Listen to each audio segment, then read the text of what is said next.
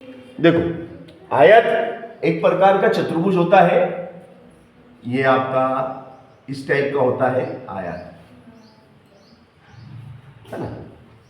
ये आपका आयत है, ठीक है। इसका नाम दे दो ए बी सी डी। ये क्या है? A B C D, this is a rectangle and A B is a length, C D is a length. Length कितनी है? L for length is 17 centimetre. कितनी है? L is equal to 17 centimetre. And चौड़ाई, चौड़ाई मतलब breathe, चौड़ाई मतलब breathe होता है बी फॉर ब्रीथ। और चौड़ाई कितनी दी है? 12 सेंटीमीटर, ठीक है। हमें क्या निकालना है इसका? पेरीमीटर, परिमाप। परिमाप का मतलब होता है चारों भुजाओं का योग। इसको जोड़ो, इसको जोड़ो, इसको जोड़ो और इसको जोड़ो।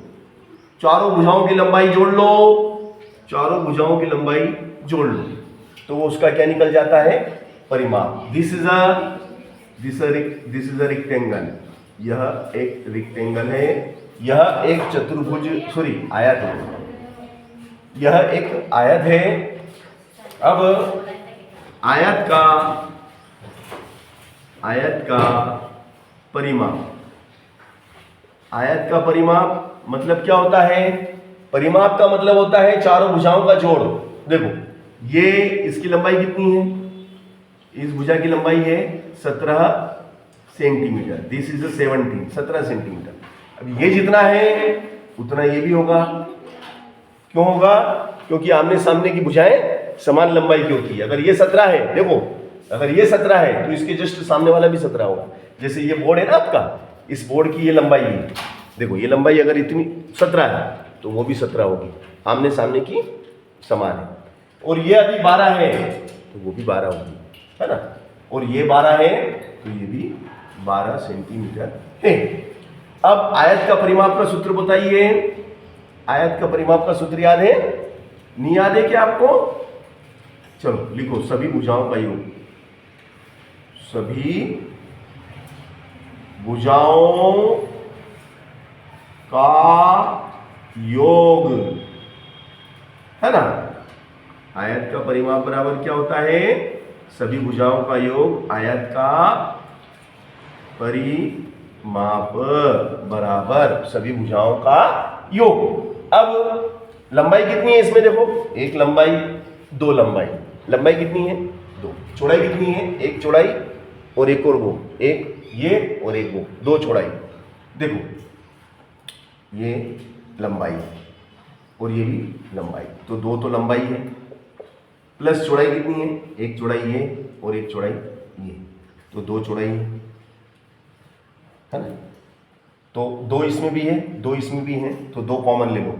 दो को हमने क्या ले लिया? कॉमन, बाहर ले लिया। इसमें भी दो, इसमें भी दो, तो कॉमन लेंगे क्योंकि दोनों में दो है। तो यहाँ क्या रह गया? अकेला, कोष्टक के अंदर अकेला एल रह गया और अकेला यहाँ पे बी, एल एंड बी। तो perimeter of rectangle is 2 bracket L plus B. Okay, this is formula. ये आपका फार्मूला बन गया, है ना। अब इसी फार्मूले का उपयोग करके हम इसका परिमाप निकालेंगे। आयत का परिमाप, आयत का परिमाप बराबर 2। कोष्टक में लंबाई कितनी भाई साहब? 17। चौड़ाई कितनी है? 12। कितना हो गया भैया? 7 और 2 बोले 9। 7 2 9, 1 1 2, 29 दूना 58 सेंटीमीटर। तो इस आयत का जो रेक्टेंगल है, इस आयत का जो परिमाप है वो 58 सेंटीमीटर, 58 सेंटीमीटर, क्योंकि 29 में 2 का गुणा करेंगे हम, ये 29 है और इसमें 2 का गुणा करके देख लो आप। 2 नाम 18 का 8 हंसी लगाए, 2 दूनी 4 और 1 5, आ गया 58। अब इसी आयत का क्षेत्रफल भी हम निकालेंगे, तो यह लिखेंगे आयत का